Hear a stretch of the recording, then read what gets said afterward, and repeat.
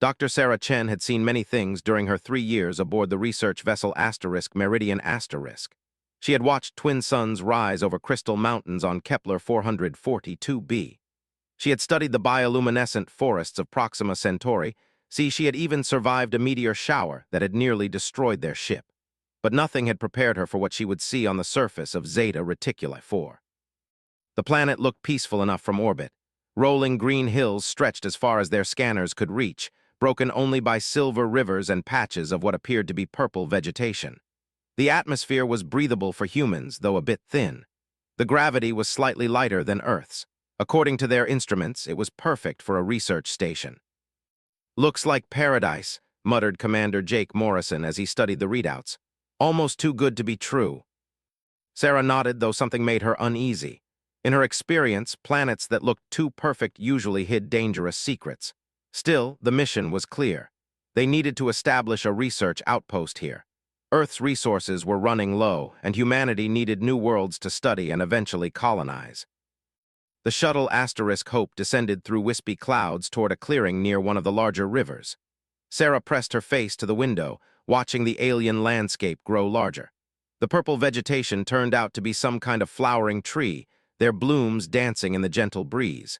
Small creatures darted between the branches, too quick to identify clearly. "Landing in 30 seconds, announced Lieutenant Rodriguez from the pilot's seat. "Everyone secure." Sarah checked her harness one more time. Beside her, Dr. Marcus Webb was reviewing his geological survey equipment for the 5th time since they left the ship. Across the cabin, xenobiologist Dr. Elena Vasquez was practically vibrating with excitement. "First new species catalog in 8 months, Elena whispered to herself. "This is going to be incredible." The shuttle touched down with barely a bump. Rodriguez was an excellent pilot, and the clearing was larger than it had appeared from orbit. As the engines wound down, Sarah could hear something else through the hull, a low, rumbling sound that seemed to come from everywhere at once. "Is that singing?" asked Marcus, frowning at his instruments. "Some kind of natural phenomenon," Elena said, though she sounded uncertain. "Maybe wind through those rock formations to the east." Commander Morrison stood up and checked his sidearm. Standard procedure for first contact with any potentially hostile environment. "We stick to the plan, 2-hour initial survey. Nobody goes more than 50 meters from the shuttle. Sarah, you're on atmospheric analysis. Marcus, soil samples. Elena, preliminary biological survey. Questions." Sarah shook her head along with the others. They had done this dozens of times before, though usually on dead rocks or planets with nothing more dangerous than aggressive plants. The rumbling sound grew slightly louder as Rodriguez opened the shuttle door. The air that flowed in was sweet and clean, carrying scents of something like cinnamon and fresh rain. Sarah breathed deeply, then immediately pulled out her atmospheric scanner. Everything checked out. Oxygen levels were actually higher than Earth normal. No toxic compounds detected. "Air's good," she announced, stepping down onto the alien soil. It was soft and dark, rich with what looked like decomposing plant matter. The purple flowering trees rose around them like cathedral spires, their blooms releasing tiny sparkles of pollen that caught the light of the system's orange sun. The rumbling sound was clearer now. It definitely wasn't wind. It had a rhythm to it, almost like a heartbeat or breathing. Sarah looked around nervously, but the forest seemed peaceful. Small butterfly-like creatures flitted between the flowers, and something that looked like a cross between a rabbit and a ferret scurried between the trees. "Contact," Elena called out, her voice tight with excitement.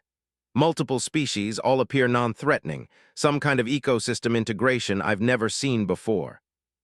Sarah nodded absently, still trying to identify the source of the sound. It seemed to be coming from deeper in the forest, beyond their 50-meter perimeter. She set up her atmospheric monitoring station and began taking readings. Everything was perfect, too perfect.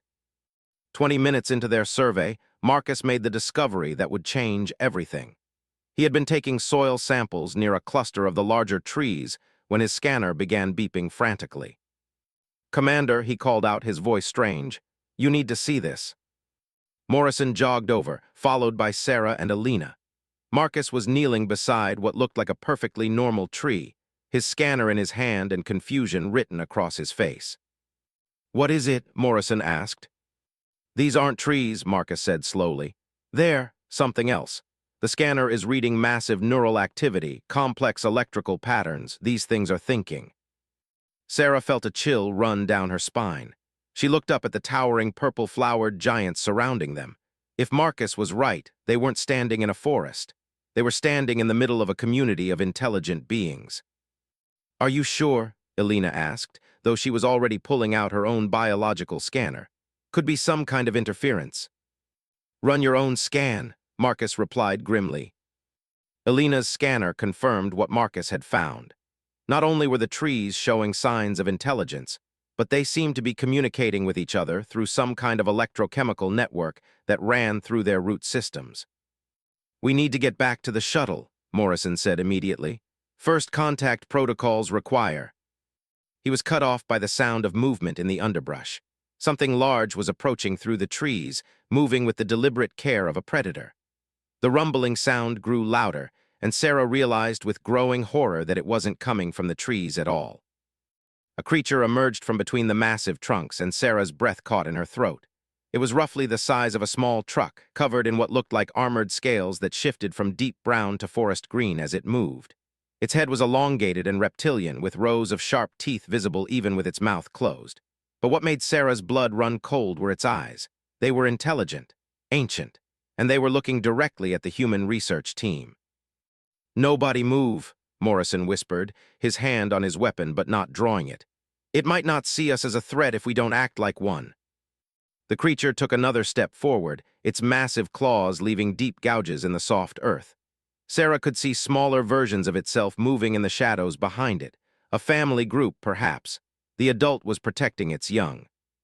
But one of the smaller creatures, no bigger than a large dog, was moving away from the group. It was heading directly toward Elena, who was standing frozen beside her equipment. The young predator moved with the awkward gait of something very young, curious about these strange new arrivals in its territory. The adult creature saw the movement of its offspring and let out a low, warning rumble. The sound vibrated through the ground, and Sarah felt it in her bones.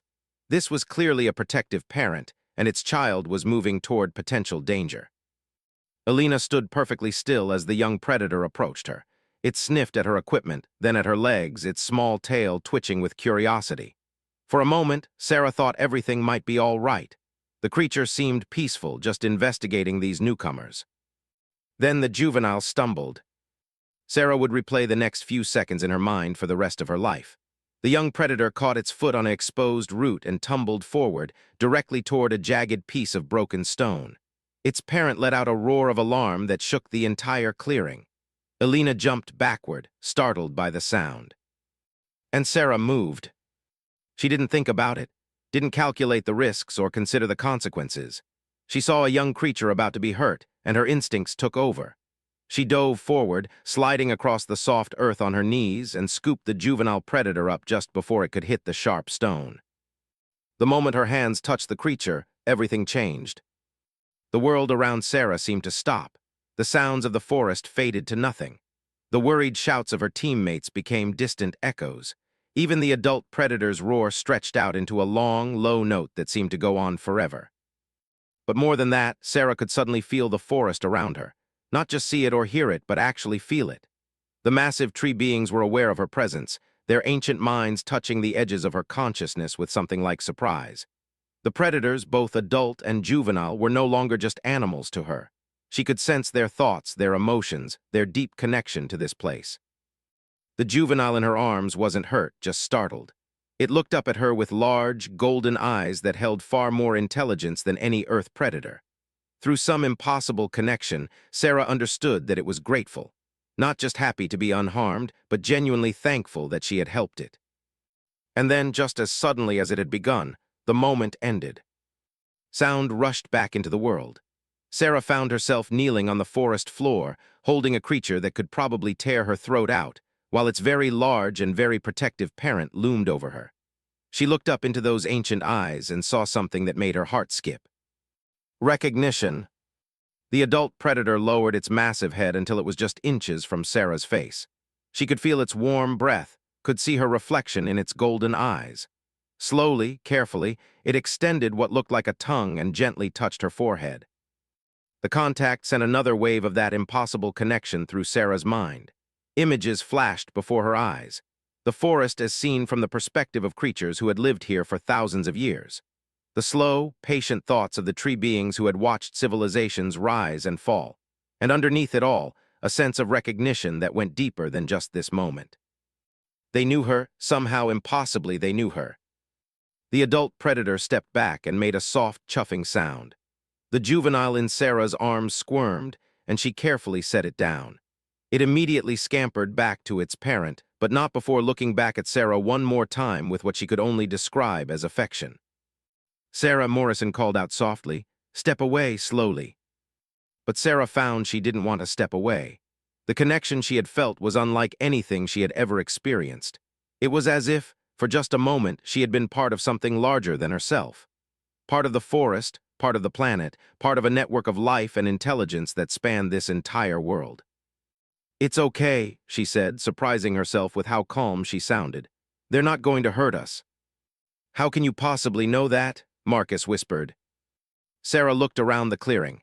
The other predators had emerged from the shadows, but they weren't approaching threateningly. They were simply watching, waiting. The tree beings around them seemed to hum with some kind of energy, their purple flowers glowing slightly brighter than before. "I just know," Sarah said, and realized that she did. The connection was still there, fainter now, but not gone.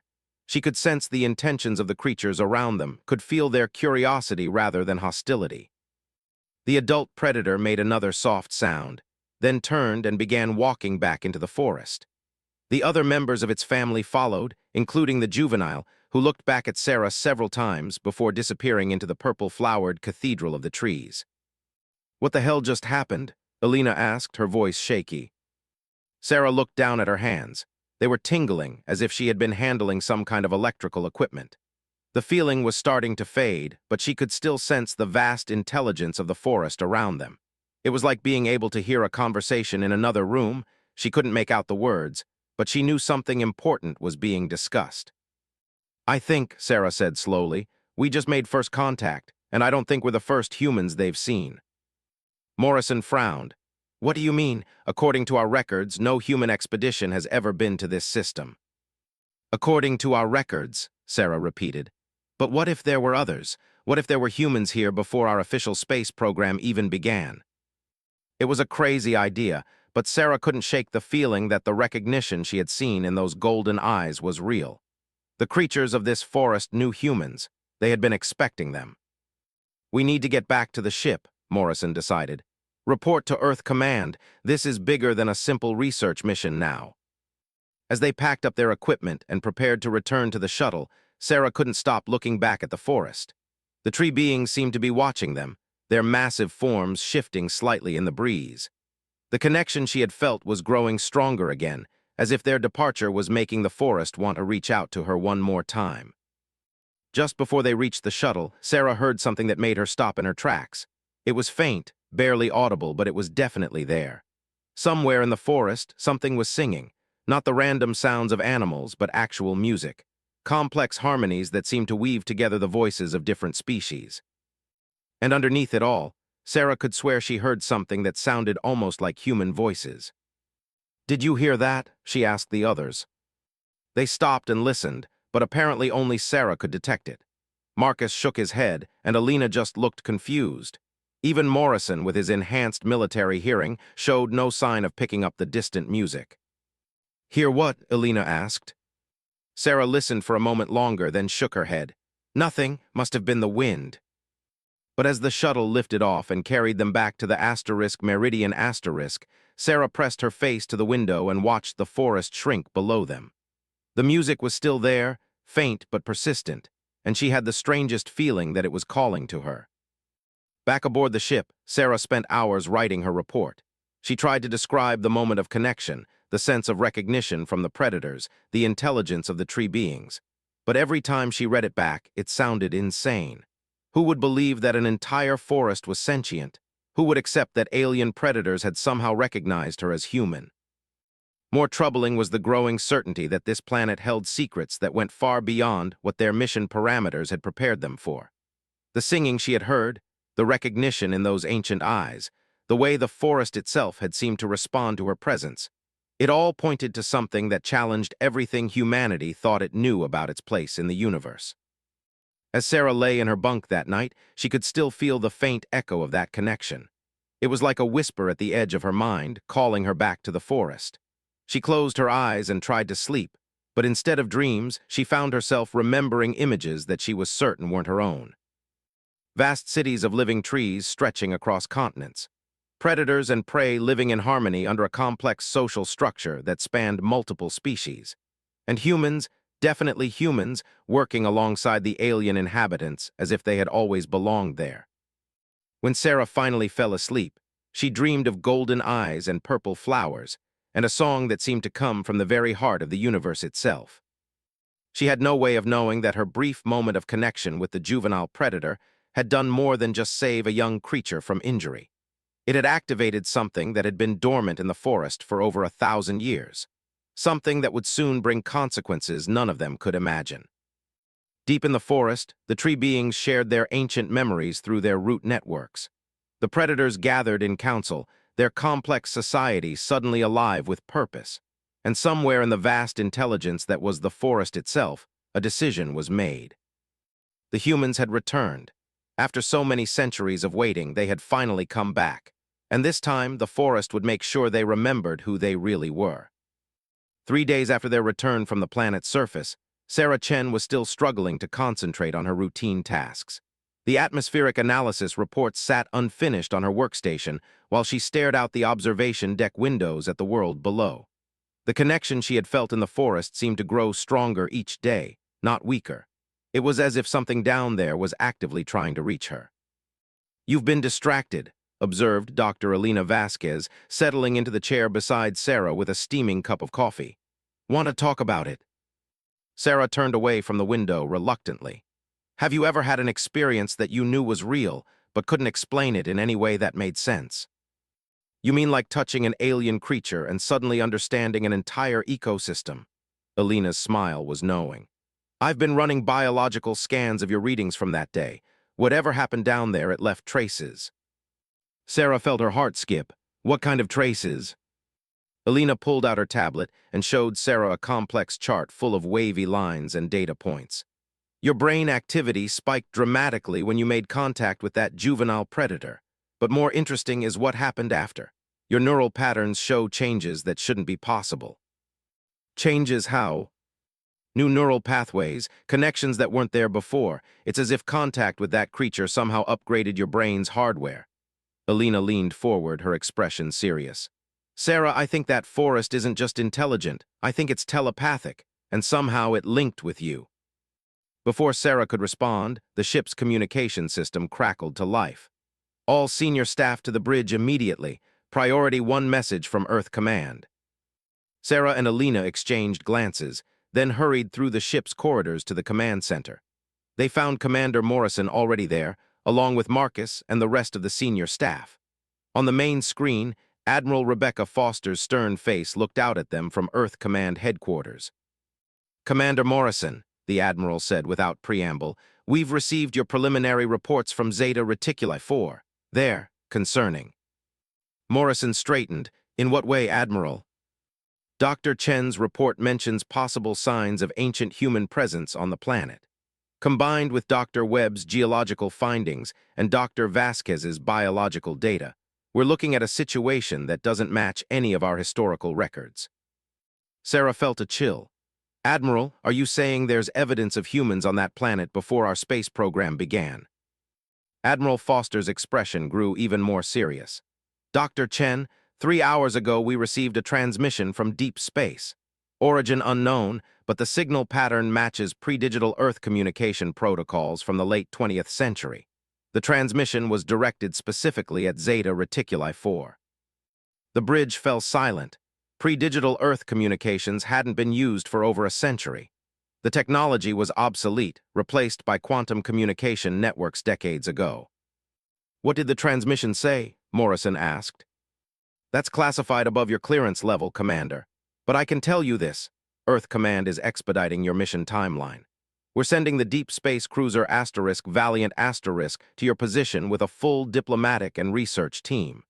You are to establish a permanent research station on the planet's surface and maintain continuous contact with the indigenous species. Sarah's mind raced. A full diplomatic team meant Earth Command suspected they were dealing with not just intelligent aliens, but a complex civilization, the kind that might have had contact with humans before. Admiral, Sarah said, stepping forward, there's something else. I've been experiencing what I can only describe as ongoing contact with the planet's intelligence network.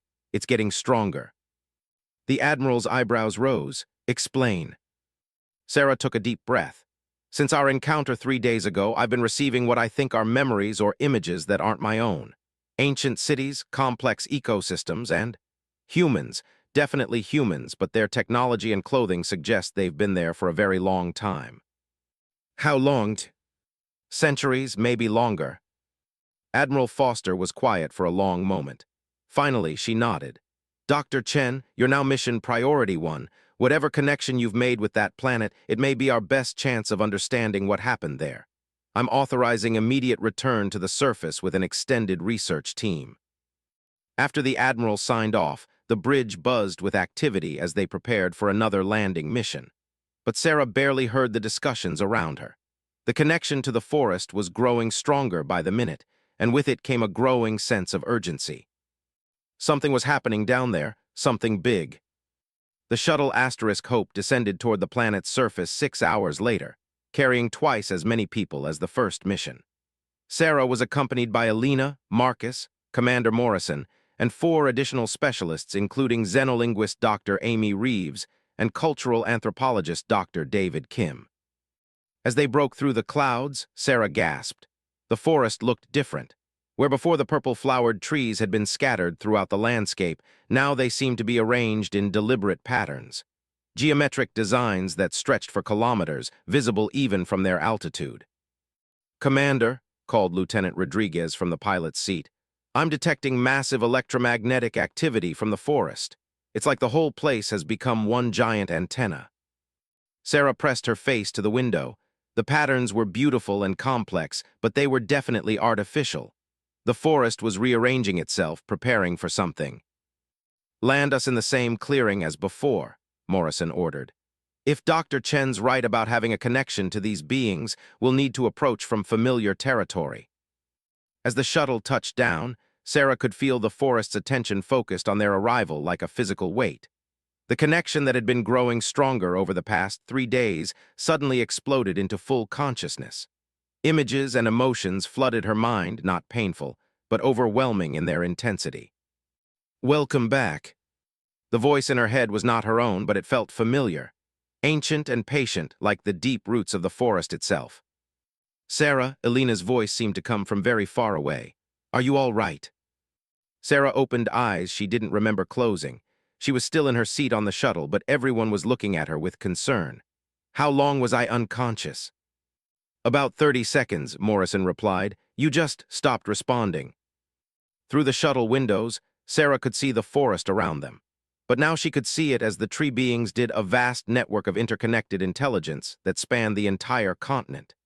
Each tree was like a neuron in an enormous brain, processing thoughts and memories that went back thousands of years. They're waiting for us, Sarah said, standing up carefully. All of them, the tree beings, the predators, other species I haven't seen yet, they've been preparing for our return.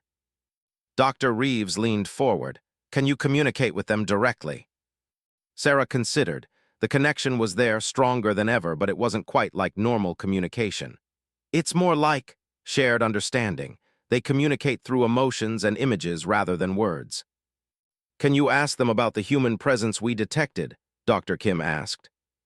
Sarah closed her eyes and tried to focus on the connection. Immediately, images began flowing through her mind. Humans in strange clothing working alongside the predator species. Cities built into and around the massive tree beings. Technology that seemed to blend biological and mechanical elements in ways that defied current Earth science. But there was something else, a sense of loss, of something important that had been forgotten. The humans in these memories weren't visitors like Sarah's team. They belonged here. They had been part of this world's ecosystem for so long that they had evolved alongside it. They're showing me memories, Sarah said, her voice distant. Humans lived here for generations, but something happened. There was a separation. The humans left, but not by choice. More images flooded her mind. A great catastrophe that had torn apart the careful balance of the planet's ecosystem. The tree beings working desperately to preserve what they could while the humans they had partnered with were forced to flee to the stars. And then centuries of waiting. The forest maintaining hope that someday their human partners would return and help restore what had been lost. Sarah Morrison's voice was urgent. "Look outside." Sarah opened her eyes and looked through the shuttle windows. The forest around them was alive with movement. Predators emerged from between the trees, not just the family group they had met before, but dozens of them. Different species, different sizes, all moving with obvious intelligence and purpose. And they weren't alone. Sarah could see other creatures now, things that looked like they might be the planet's equivalent of birds, but with too many eyes and wings that seemed to bend light around them. Smaller predators with crystalline growths along their spines. Even what looked like mobile plants that walked on root-like appendages. All of them were gathering in the clearing around the shuttle, but not threateningly. They were arranging themselves in what Sarah somehow understood was a formal greeting pattern. "It's a delegation," Sarah breathed. "They're here to officially welcome us back." "Back?" Dr. Kim asked. Through the connection, Sarah felt a wave of emotion from the assembled creatures. Joy, relief, hope, and underneath it all, a deep sadness for all the years that had been lost. "We're not the first humans to come here," Sarah explained as the full understanding hit her. "We're descendants of humans who used to live here. This is a homecoming." The shuttle door opened, and Sarah stepped out onto the alien soil that suddenly didn't feel alien at all. The moment her feet touched the ground, the connection expanded exponentially. She could sense every creature in the clearing, every tree being in the vast forest network, even smaller life forms she couldn't see. But more than that, she could feel their memories of humans stretching back through centuries. Generations of people who had lived and worked and loved on this world, who had been part of something larger than any single species. The large predator from their first encounter approached her, but this time Sarah wasn't afraid. She could feel its emotions, recognition, affection, and something like relief. It lowered its great head, and Sarah reached out to touch it. The moment of contact sent a shockwave through the entire forest network. Sarah gasped as she suddenly found herself experiencing the memories not just as images, but as if she had lived them herself. She was a human woman working in a city built around and within the massive tree beings, their living architecture providing shelter, while the humans provided something the forest had needed: creativity and adaptability. She was a human man flying through the canopy on wings grown by the tree beings themselves, mapping the far reaches of the continent for threats to the ecosystem. She was a human child playing with young predators, learning their complex language of scent and sound and movement. And then came the memories of the catastrophe, a plague that attacked the connection between species, breaking down the biological links that held the ecosystem together. The tree beings growing sick, the predators becoming isolated and aggressive, the carefully balanced civilization crumbling as the planet's inhabitants lost the ability to communicate with each other. The humans had tried to help, but they were affected too. Their own biological connection to the forest was severed, leaving them stranded in a world they could no longer fully understand. Eventually, with great sadness, they had been forced to leave, taking ships to the stars in search of a new home. But the forest had never forgotten. The tree beings had spent centuries working to heal the damage, to restore the communication network that had once connected all life on the planet. And they had waited, hoping that someday their human partners would return. Sarah opened her eyes to find tears streaming down her face. Around her, the delegation of creatures watched with what she could only describe as hopeful expectation. "They want us to stay," she said to her teammates, who were standing frozen in amazement at the sight of so many alien species gathered peacefully together. "Not just visit, stay. Help them rebuild what was lost." "Sarah," Elena said carefully, "are you saying these creatures want to form some kind of partnership with humanity?" Through the connection, Sarah felt a wave of confirmation from the assembled aliens. But it was more complex than a simple partnership. They wanted to restore the symbiotic relationship that had existed before, where humans and aliens worked together so closely they were essentially one extended civilization. "They're offering us citizenship," Sarah said, hardly believing it herself. In a multi-species society that spans this entire world, they want to heal the damage that separated us centuries ago. Commander Morrison stepped forward cautiously. What about Earth? Our mission here is research and resource evaluation, not colonization. Sarah looked back at him, still connected to the vast intelligence of the forest. Through their network, she could sense things about the wider universe that Earth science had never discovered. This planet wasn't just one world with intelligent life. It was part of a network that spanned multiple star systems. The separation of humans from this place had damaged more than just one ecosystem. Commander, Sarah said slowly, I think our mission just changed.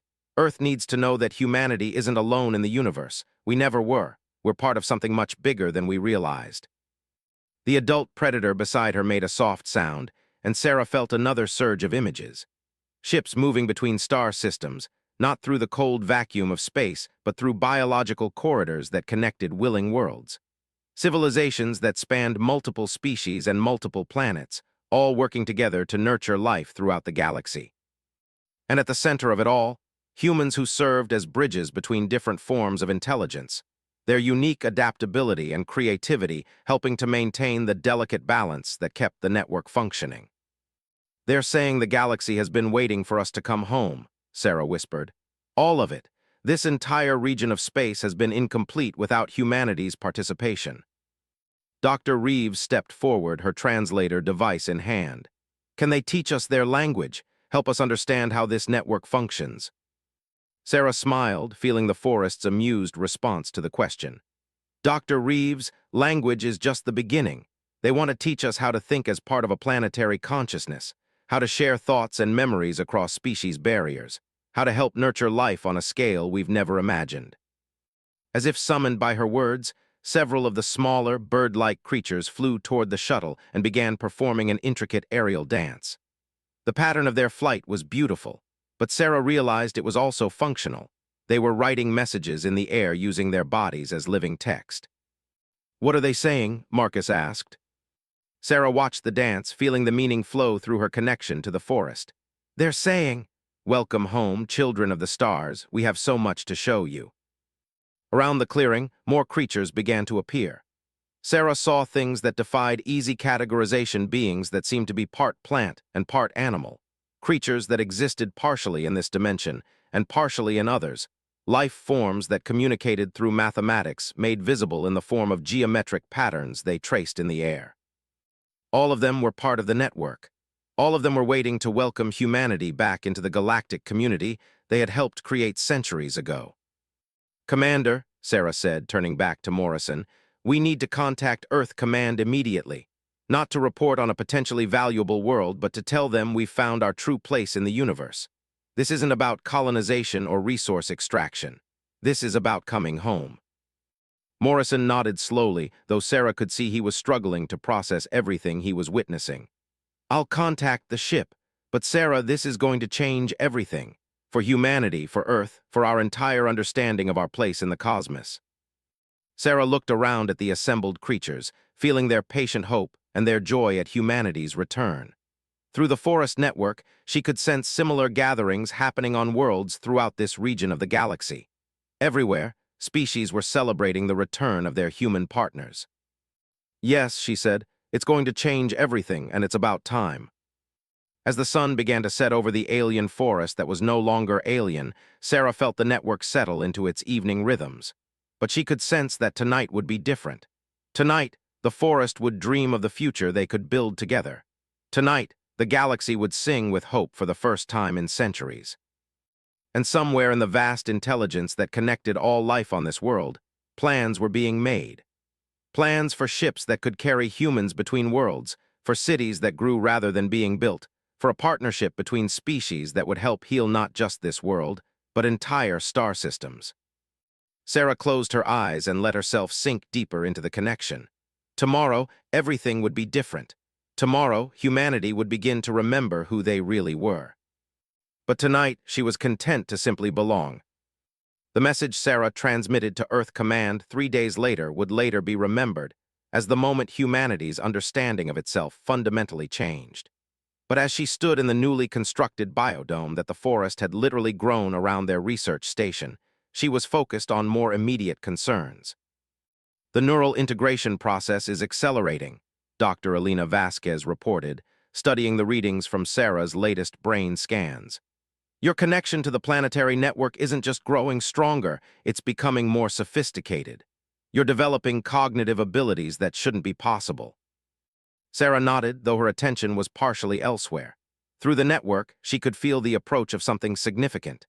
The tree beings called it the deep memory, and it was traveling toward their location from the planet's northern hemisphere. She still didn't fully understand what it was, but she knew it would answer many of their questions about humanity's forgotten history. "Any word from the Valiant Asterisk?" Commander Morrison asked as he entered the biodome's main research area. The space was a marvel of biological architecture, walls that filtered air and provided light, furniture that had grown from the floor, and workstations that interfaced directly with the planet's information networks. "They'll arrive in 18 hours, Sarah replied. "But Commander, there's something we need to discuss before they get here. The forest has been showing me memories of what happened when humans first left this world. It wasn't voluntary." Morrison's expression grew serious. "Explain." Sarah closed her eyes and reached out through the network, accessing the memories that the tree beings had been carefully preserving for centuries. The plague that broke down interspecies communication. It wasn't natural. It was engineered by a faction of humans who believed that partnership with alien species was somehow contaminating human purity. The images flowed through her mind with painful clarity. Secret laboratories where human scientists worked to develop biological weapons designed to sever the connections between species. Political movements that preached human superiority and painted their alien partners as parasites and deceivers. A growing wave of xenophobia that eventually led to active sabotage of the biological networks that held their civilization together. "They called themselves the Purist Movement," Sarah continued, her voice heavy with the weight of recovered memories. "They believed that humans were meant to rule the galaxy alone, that cooperation with aliens was weakness. They released the plague deliberately, knowing it would force humanity to choose between leaving their alien partners or watching their own species die." Dr. Marcus Webb, who had been quietly studying geological samples, looked up sharply. "Are you saying that Earth's entire historical record of space exploration is incomplete? That we were already a spacefaring civilization centuries before our official records begin?" Sarah nodded. "The humans who escaped from this world and others like it founded the colonies that eventually became our current civilization. But they never told their children the truth about why they had left. They were too ashamed of what the Purist movement had done." "And the plague?" Elena asked. "It burned itself out after a few generations, but by then the damage was done. The biological networks that connected different worlds were broken, and the knowledge of how to rebuild them was lost. The humans who remained in normal space forgot their true origins and developed the more primitive space technology we know today." Morrison sank into one of the biodome's grown chairs. "Sarah, if what you're saying is true, then Earth Command has been operating under a fundamentally false understanding of human history. We're not a young species taking its first steps into space. We're refugees returning to our original home." Before Sarah could respond, she felt a massive surge through the network. Something was happening in the forest around them. She extended her awareness and immediately understood what it was. "The deep memory has arrived," she announced, standing up quickly. "Everyone needs to come outside now." They emerged from the biodome to find the forest transformed. The massive tree beings had rearranged themselves into a vast amphitheater, their purple-flowered canopies forming a natural auditorium that stretched for kilometers in every direction. In the center of this living architecture, something extraordinary was taking shape. At first, it looked like a storm cloud descending from the sky. But as it drew closer, Sarah realized it was actually composed of millions of tiny organisms, some flying, some floating, all moving in perfect coordination. They settled into the amphitheater's center and began to merge, forming a structure that seemed to shift between solid matter and pure energy. "What is that thing?" Marcus breathed. Through the network, Sarah felt the answer flow into her consciousness. "It's a living archive," she said in wonder. "The tree beings have been preserving the memories of their partnership with humanity for over 8 centuries. This is where they stored everything, every moment of cooperation, every discovery, every friendship between human and alien." The deep memory finished forming and stood before them like a pillar of liquid starlight. It was beautiful and alien, but Sarah could feel its intelligence through the network. It knew her, knew all of them, and it had been waiting for this moment for longer than human civilization had existed on Earth. Children of the distant stars, a voice spoke directly into their minds, not heard but understood.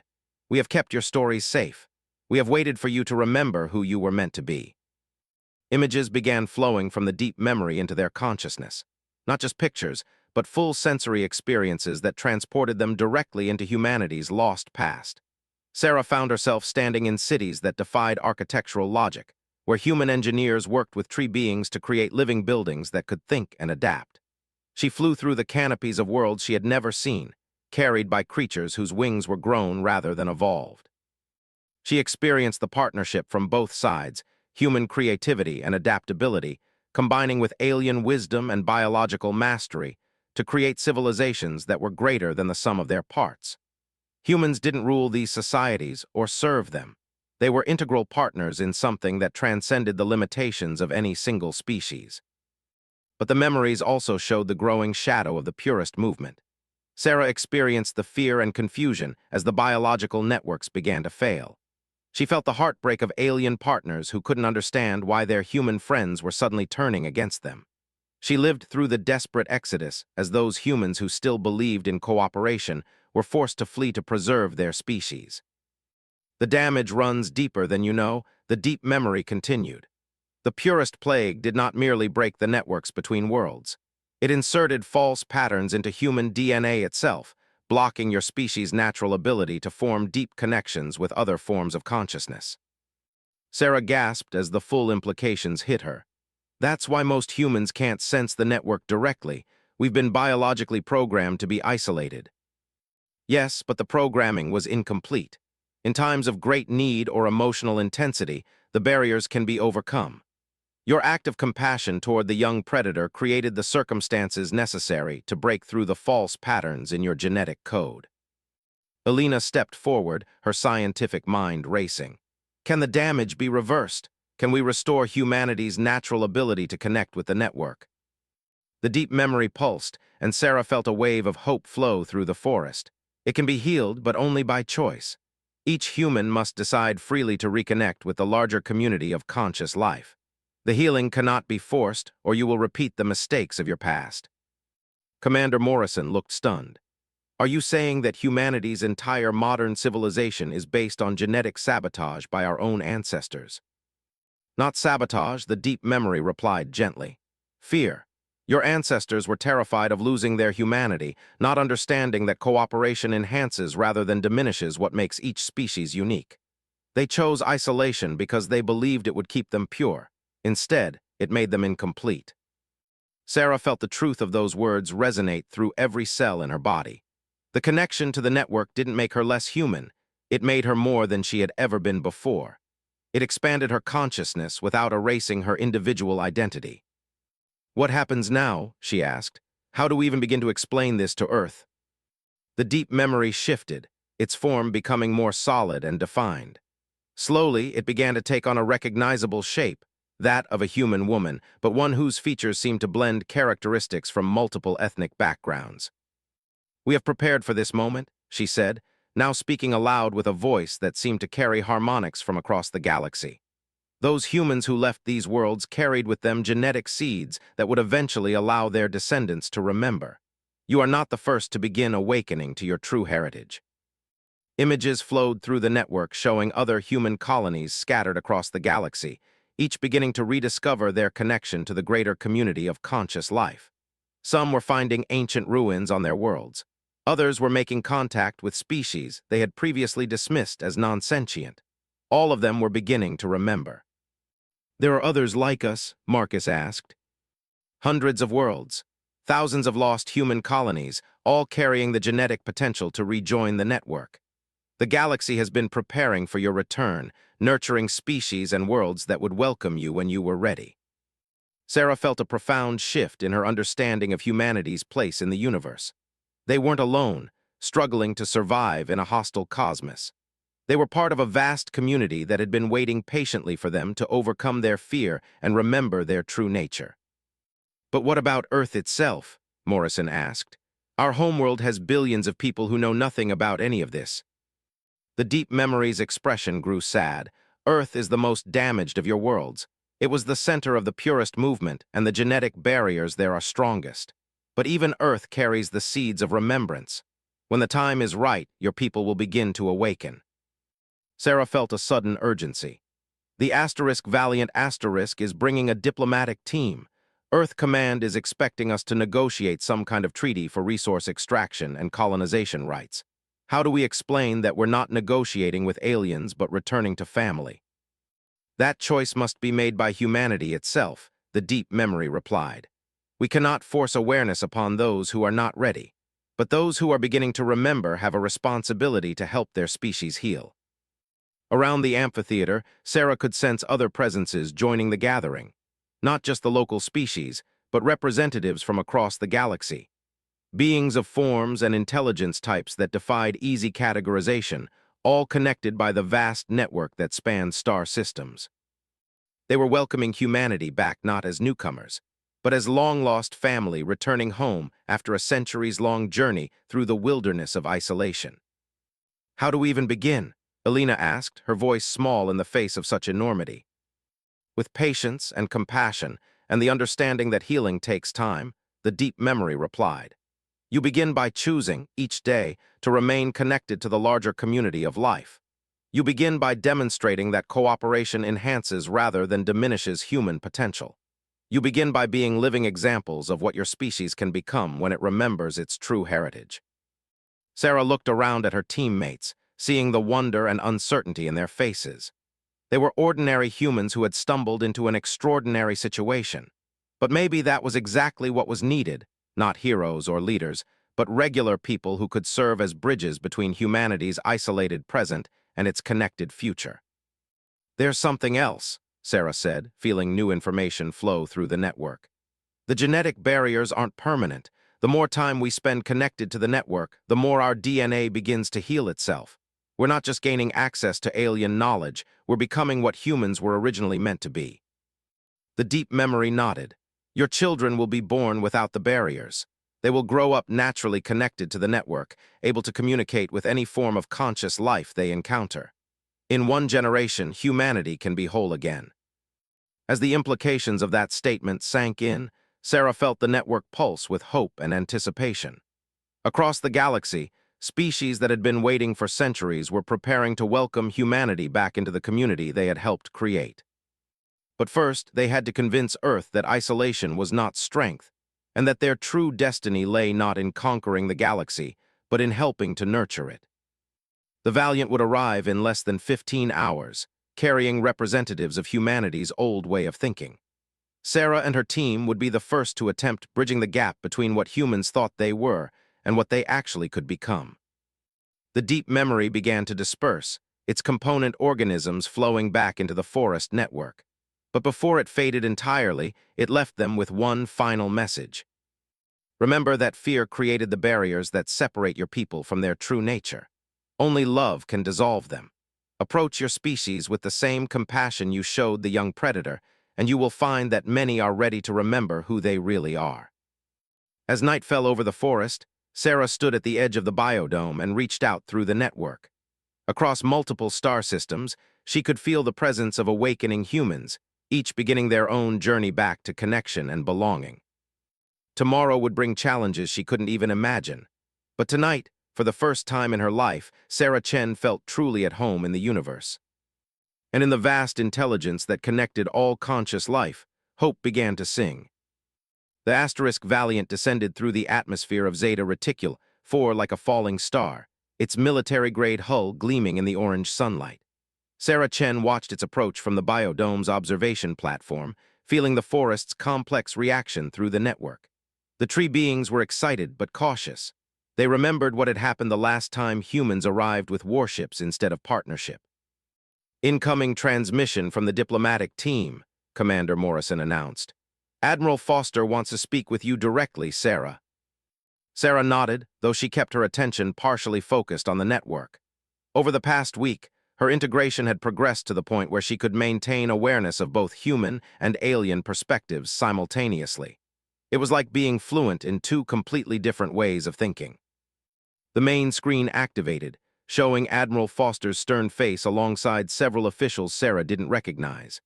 Behind them, she could see the Valiant S command bridge, all hard metal surfaces and military efficiency, a stark contrast to the living architecture of the biodome.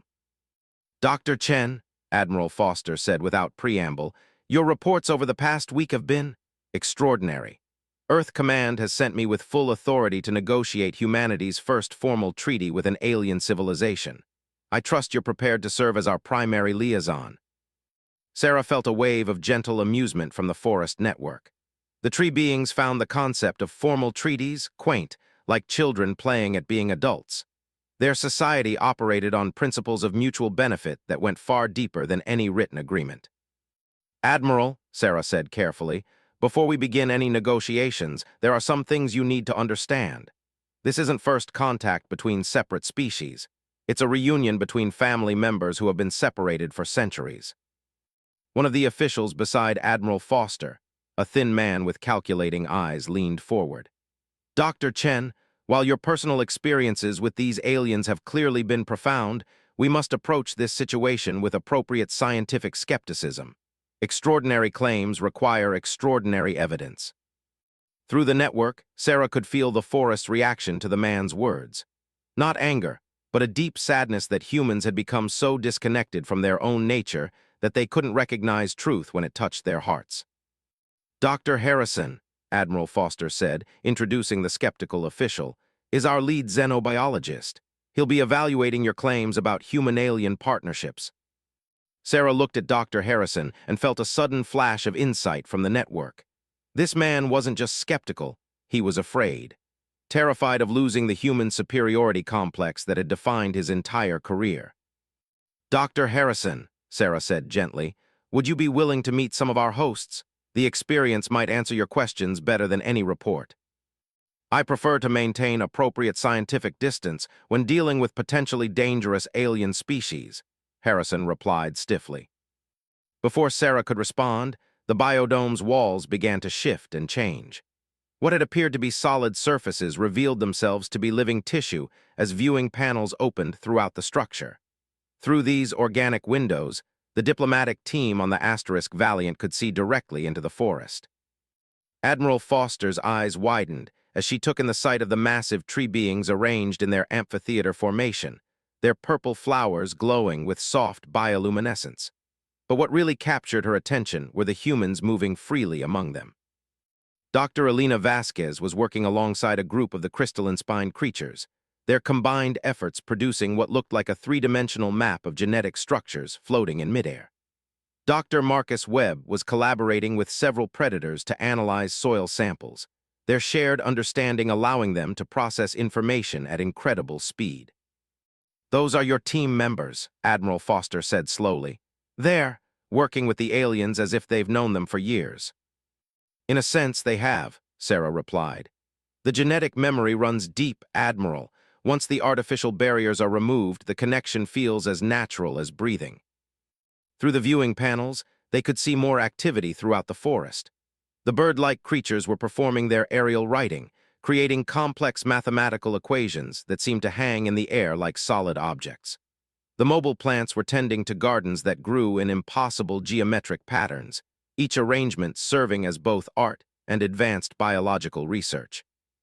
And everywhere, humans were participating as equal partners in activities that pushed the boundaries of what Earth science thought possible. This is impossible, Dr. Harrison muttered. Humans can't just integrate with alien biology like that. There would be immune responses, psychological barriers, cultural incompatibilities. Sarah felt the forest's patient amusement at the man's limitations. Dr. Harrison, you're assuming that humans and these species are fundamentally different. But what if we're all part of the same extended family? What if the differences are much smaller than you think? She closed her eyes and reached out through the network, accessing the deep memory's carefully preserved records. With the forest's permission, she began transmitting selected memories directly to the Valiant S communication array. On the ship's screens, the impossible became undeniable. The diplomatic team found themselves experiencing memories of human colonies that spanned multiple worlds, integrated civilizations, where the distinction between human and alien technology became meaningless, partnerships that had created wonders beyond anything Earth had ever achieved. These are fabricated, Dr. Harrison said, but his voice lacked conviction. CGI, virtual reality, some kind of alien mind control. Admiral, Sarah said quietly, I'd like to invite your team down to the surface.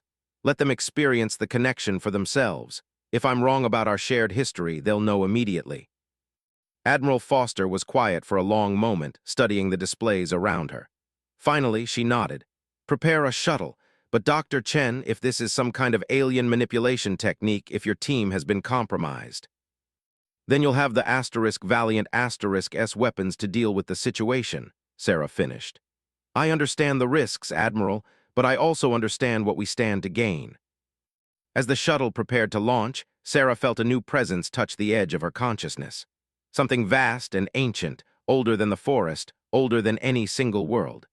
Through the network, she sensed similar presences stirring on worlds throughout the galaxy. The gardeners were awakening. She had encountered references to them in the deep memory, but always as distant legends. They were the beings who had originally seeded the galaxy with conscious life, who had established the network that connected worlds across impossible distances. They had been dormant for millennia, waiting for the right moment to return. And apparently, that moment was now. Be at peace, young bridge builder, a voice spoke in her mind, carrying the weight of geological ages. We have watched your species' long journey through isolation, and we are pleased to see them beginning to remember their place in the greater symphony of consciousness. Through the network, Sarah felt the gardener's attention focused on Earth itself. They were studying humanity's homeworld, assessing the damage caused by centuries of enforced isolation, calculating what it would take to heal the artificial barriers that kept humans separated from their true nature. The healing will be challenging, the voice continued. Your homeworld's population has been shaped by generations of genetic programming that reinforces isolation and fear. But it can be done if approached with patience and wisdom. The shuttle from the Valiant landed in the clearing just as the sun reached its zenith. Admiral Foster emerged first, followed by Dr. Harrison and 3 other officials. Their posture was defensive, hands near weapons, eyes scanning for threats. But the forest had prepared a gentle welcome. The massive predators remained at a distance, allowing the smaller, less threatening creatures to approach first.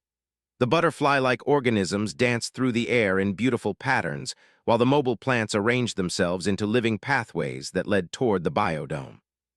It's peaceful, Admiral Foster said, surprise clear in her voice.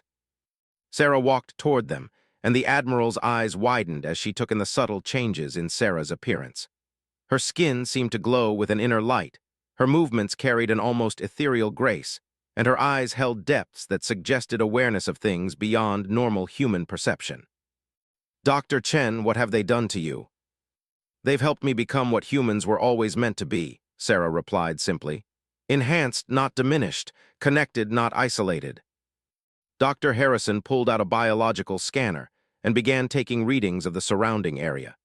His device immediately began registering impossibly complex energy patterns, biological processes that defied conventional understanding, and electromagnetic activities that suggested the entire forest was functioning as a single, vast organism. The readings don't make sense, he muttered. It's as if the entire ecosystem is thinking. Because it is, Sarah said. Would you like to experience it directly? Before Harrison could object, one of the smaller predators approached him.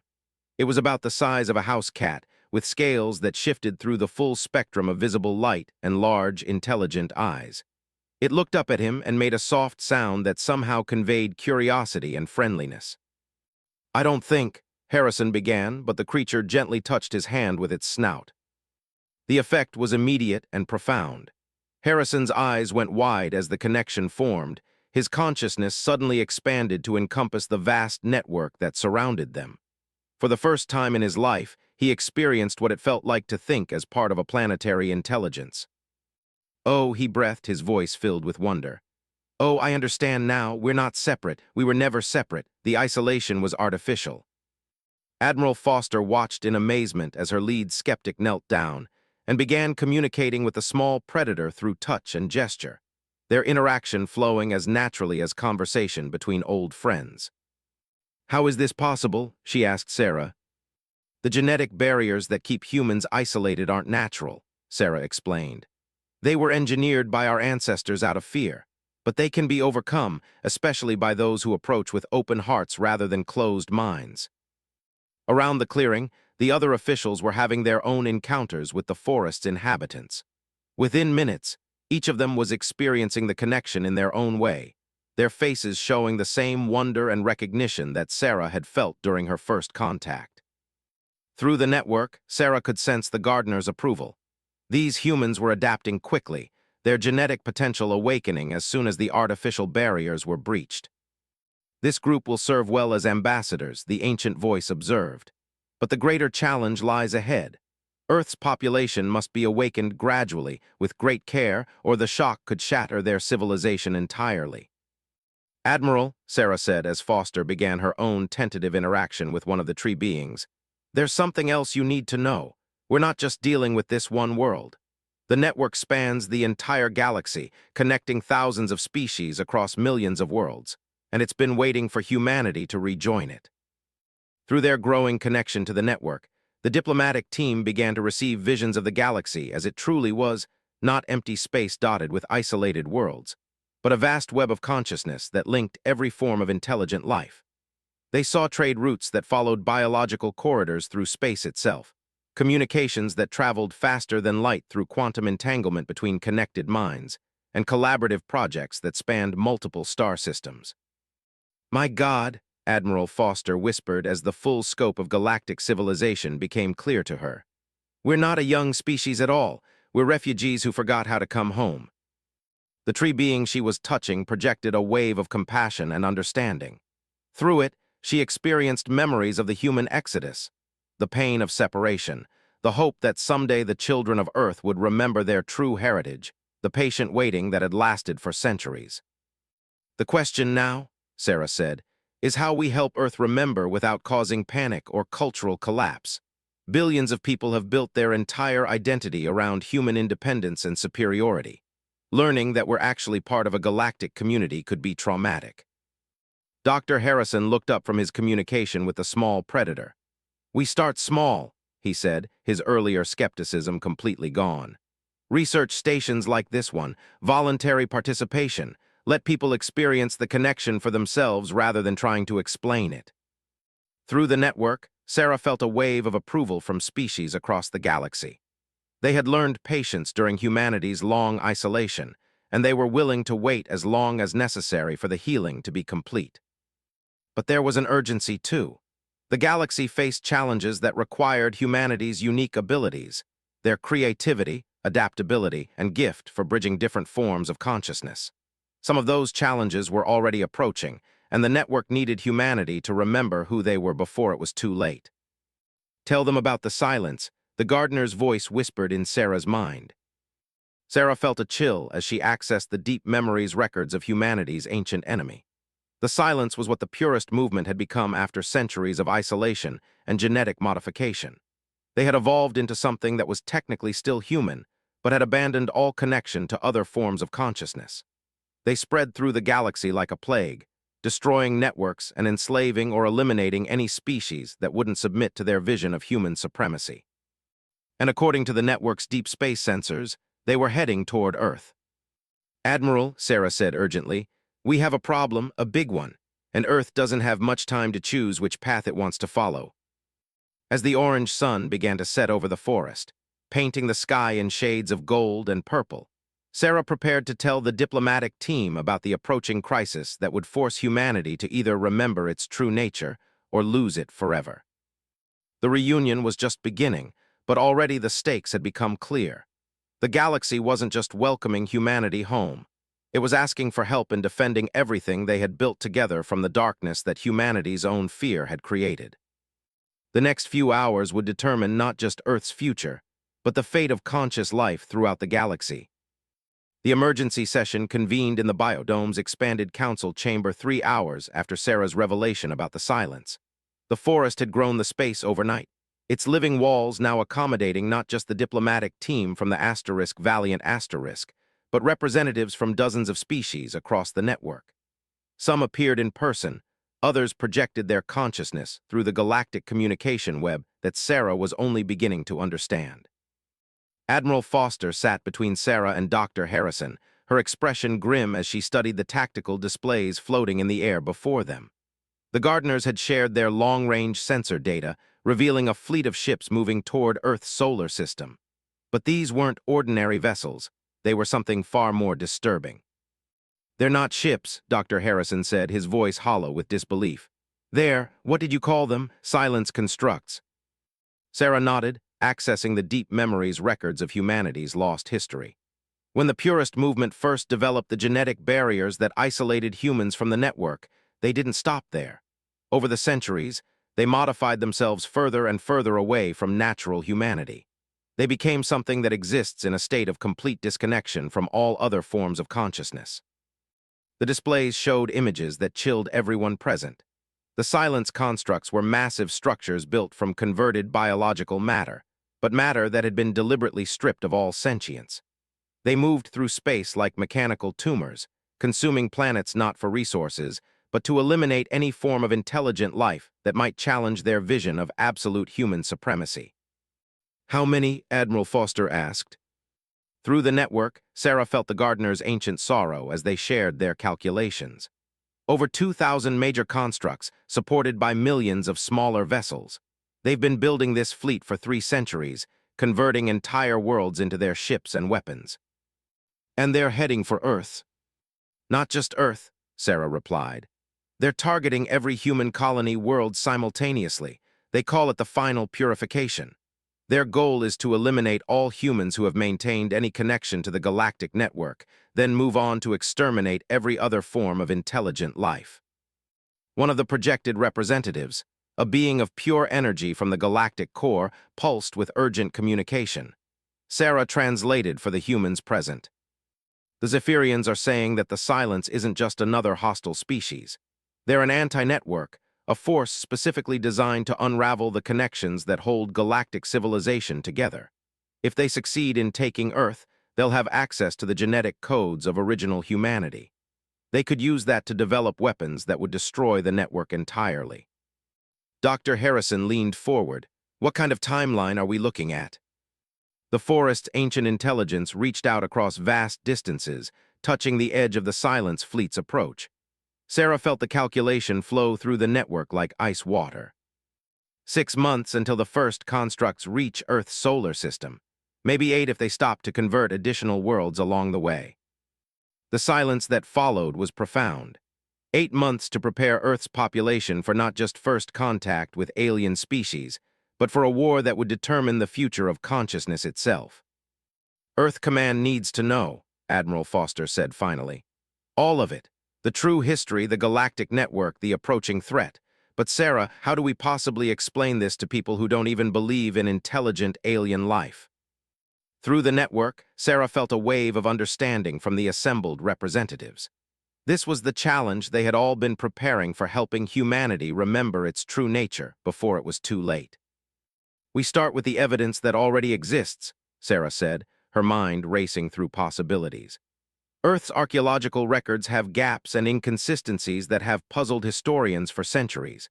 Technological jumps that don't follow normal development patterns.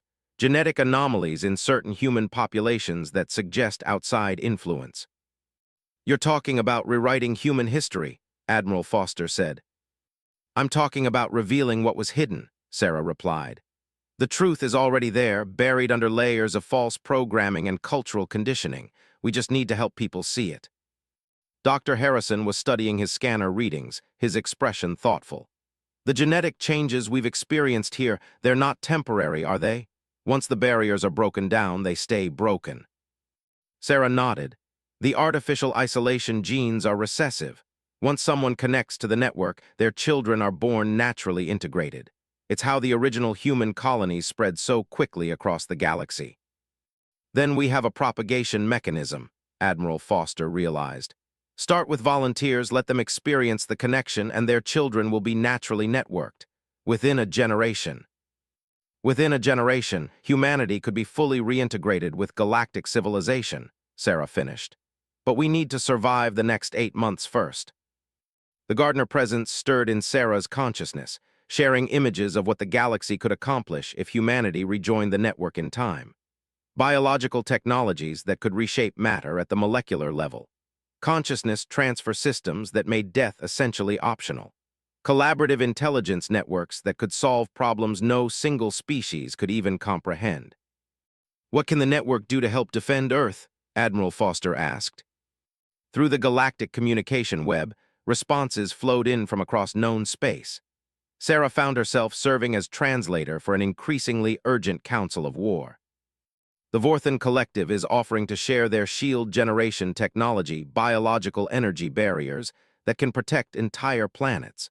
The crystal mines from Rigel are contributing computational power for strategic analysis. The Tree Singers can grow ships faster than traditional manufacturing. And the humans who never lost their connection? Dr. Harrison asked. Sarah reached out through the network, touching the consciousness of human colonies scattered across dozens of worlds. They're mobilizing everything they have, ships, weapons, knowledge, but they're not a military civilization. They've spent centuries learning to nurture life, not destroy it. Which is exactly why the galaxy needs Earth's humans to remember, Admiral Foster said grimly. We've spent the same centuries perfecting the art of war. It was a sobering realization. Earth's isolation hadn't just preserved humanity's independence. It had forced them to develop military technologies and strategies that the peaceful network had no equivalent for. In their fear of becoming dependent on aliens, Earth's humans had become the galaxy's best hope for defending against an enemy that wanted to destroy all cooperation. There's something else, Sarah said, feeling new information flow through the network. The silence isn't just targeting random worlds. They're specifically hunting for humans who show signs of reintegrating with the network. Every time someone on Earth begins to awaken their connection naturally, the silence sensors detect it. Dr. Harrison paled. Are you saying that our presence here, our awakening, is giving away Earth's position? Not giving away, Sarah replied. They already knew where Earth was, but our awakening is accelerating their timeline. They're moving faster because they know we're starting to remember. Through the biodome's organic walls, Sarah could see the forest preparing for something massive. Tree beings were rearranging themselves into new configurations, their root networks pulsing with energy. The predator species were gathering in larger numbers, their ancient social structures activating protocols that hadn't been used for centuries. What's happening out there? Admiral Foster asked.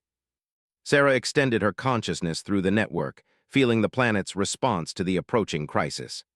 They're preparing to become a fortress world, not just this planet but every world in the network. If the Silence wants to destroy galactic civilization, they'll have to fight for every star system. But even as she said it, Sarah could feel the network's uncertainty. They were builders and nurturers, not warriors. Their technologies were designed to create and connect, not destroy and isolate. Against an enemy specifically engineered to counter their greatest strengths, they would need strategies they had never developed. They would need human strategies. Admiral, Sarah said, I need to make a request that's going to sound insane.